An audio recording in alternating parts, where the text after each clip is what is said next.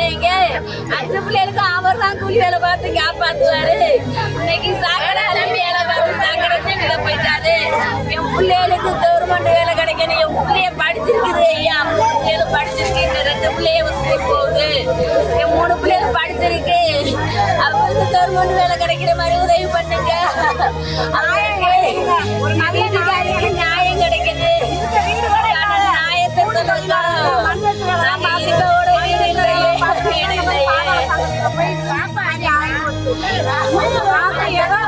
ஐயா முதல்வர் ஐயா தான் ஸ்டாலின் ஐயா தான் பார்த்து நல்லபடியா உதவி பண்ணுங்க.